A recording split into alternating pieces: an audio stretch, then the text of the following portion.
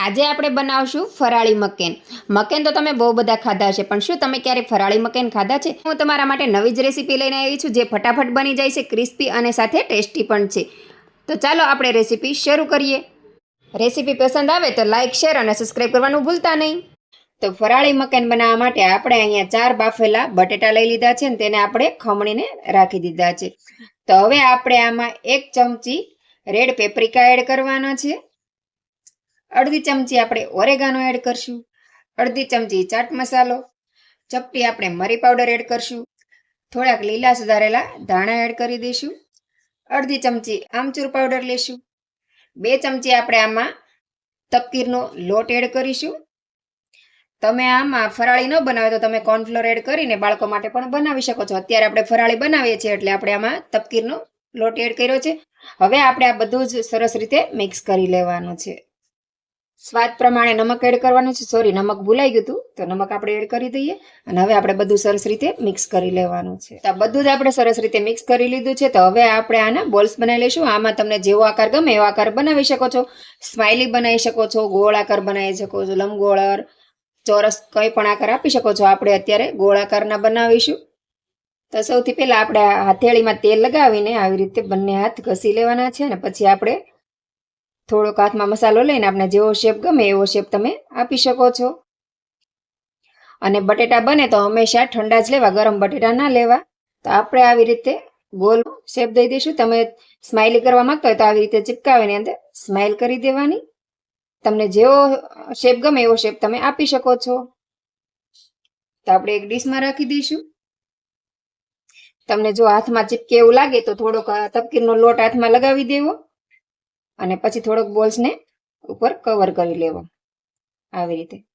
તો મસ્ત મજાનો બોલ આપણો બનીને તૈયાર થઈ જશે. તો આપણે બધા જ બોલ્સ આવી રીતે બનાવી લઈશું. તમારે બાળકો માટે ફરાળી ન બનાવો હોય તો તમે આમાં કોર્નફ્લોર નાખી શકો છો, અથવા તો સિંગોડાનો, અને ફરાળમાં તમારે તપકીરનો લોટ ન હોય તો તમે સિંગોડાનો લોટ પણ લઈ શકો છો, આરા લોટ લઈ શકો છો, કોઈ પણ લોટ આમાં તમે લઈ શકો છો. તો આવી રીતે આપણે બધા જ બોલ્સ બનાવીને તૈયાર કરી લઈશું. અને તમારે આ બોલ ચીઝવાળા બનાવો હોય તો તમે બોલ્સ ચીઝવાળા પણ બનાવી શકો છો. તો હું તમને એક બોલ્સ બનાવીને બતાવી દઉં. તો આપણે એક નાનો ચીઝનો ટુકડો લેવાનો છે, એની આની અંદર રાખી દેવાનો છે. અને ફરતે આ મસાલાને કવર કરી લેવાનો છે. અને પછી સરસ રીતે એનો બોલ્સ બનાવી લેવાનો છે. તો તમે આ ચીઝી બોલ્સ પણ બનાવી શકો છો. તો ચીઝ બોલ બનાવે તો તમારે બધા જ બોલ આવી રીતે કરી લેવાના છે. અને હાથમાં થોડુંક ચોટતું હોય તો બોલ્સને થોડોક લોટ એડ કરીને આવી રીતે કરી લેવાનું, એટલે બોલ્સ તમારો હાથમાં ચોટશે નહીં. તો તમે જોઈ શકો છો. તો આપણે ચીઝ બોલ્સ આપણે આવી રીતે બનાવીશું. તો ચીઝ બોલ તમારે બનાવે તો તમારે બધા જ બોલ્સ આવી રીતે બનાવી લેવાના છે. તો હજી આપણે એક ચીઝી બોલ તમને બનાવીને બતાવી દઉં. તો આવી રીતે વચ્ચે ચીઝ રાખવાનું છે અને ફરતે મસાલો કવર કરી લેવાનો છે. અને આ લોટ આપણે મસાલો થોડોક હાથમાં ચોટે તો વારે વારે એને થોડુંક અમથો જરાક અમથો તપકીર લગાવી લેવાનો, એટલે હાથમાં ચોટે નહીં. અને આપણે બોલ્સ પણ સરસ રીતે બને. તો તમે જોઈ શકો છો આપણે બોલ્સ મસ્ત મજાના બનીને તૈયાર થઈ ગયા છે. તો આપણે થોડાક 4-5 બોલ ચીઝવાળા બનાવ્યા છે ને બીજા આપણે વિધાઉટ ચીઝ બનાવ્યા છે. તો હવે આપણે આને તળી લઈશું. તો આપણું તેલ સરસ મજાનું ગરમ થઈ ગયું છે. તો આપણે સૌથી પહેલા એક નાની એવી ગોળીને આમાં એડ કરીને ચેક કરી લઈશું કે આપણું તેલ બરાબર આવ્યું છે કે નહીં. અને તમારી ગમે ત્યારે કોઈ પણ વસ્તુ તળો તો તમારે પહેલા એક નાની એવી ગોળી કરીને આમાં એડ કરવાની. કોઈ પણ બટેટાની આઈટમ બનાવો તો એ ઘણી વાર ખુલી જાય છે, તો આપણું તેલ આખું ખરાબ થઈ જાય છે અને મસાલો બધો જ આખા તેલમાં વિખાઈ જાય છે. તો સૌથી પહેલા આપણે આવી ગોળી કરીને એડ કરી જોવાની.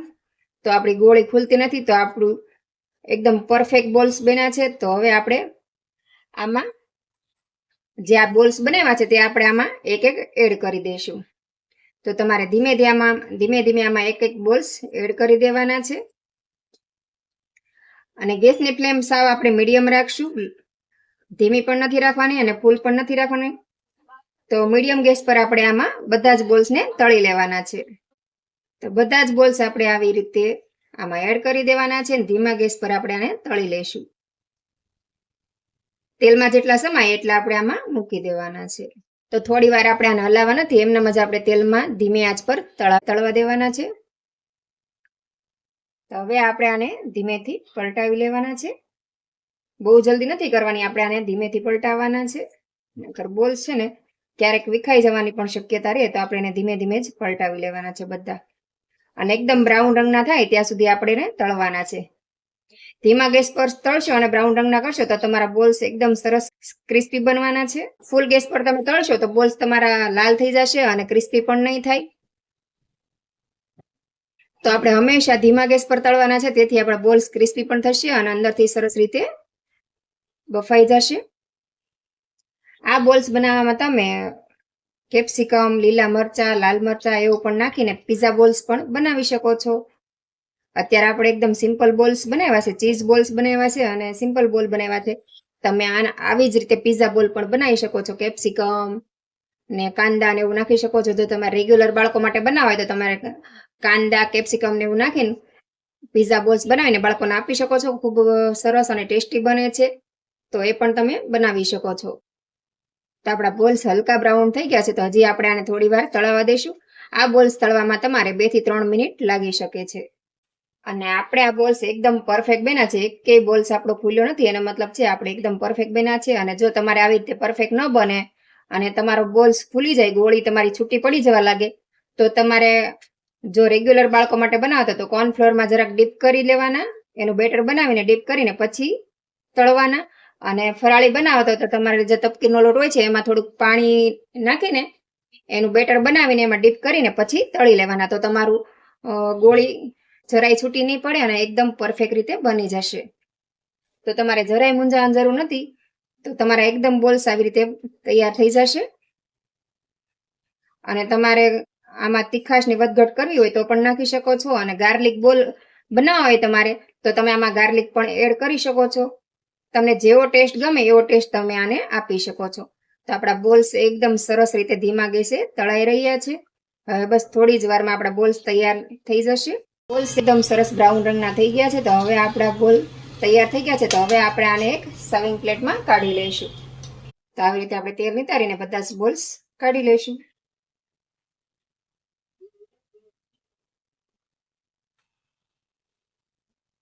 આ બોલ આપણા એકદમ ક્રિસ્પી બને છે અને ટેસ્ટી પણ બને છે. અને મારી એક વ્લોગની ચેનલ પણ છે, ધાર્મિક ગોડાર વ્લોગ, તેમાં જઈને તમે વિઝિટ કરી શકો. ફૂડની ચેનલ છે. અને બીજી મારી એક ચેનલ છે પ્રજ્ઞા કુક એન્ડ વ્લોગ શોર્ટ, તેમાં પણ જઈને તમે વિઝિટ કરી શકો છો અને અવનવી રેસીપી, યુનિક રેસીપી પણ જોઈ શકો છો. તેમાં પણ મેં 500 થી વધારે વિડીયો અપલોડ કરેલા છે કુકિંગના. તો તેમાં જઈને જરૂરથી વિઝિટ કરજો. અને વિડીયો પસંદ આવે તો લાઇક, શેર અને સબસ્ક્રાઇબ કરવાનું ભૂલતા નહીં.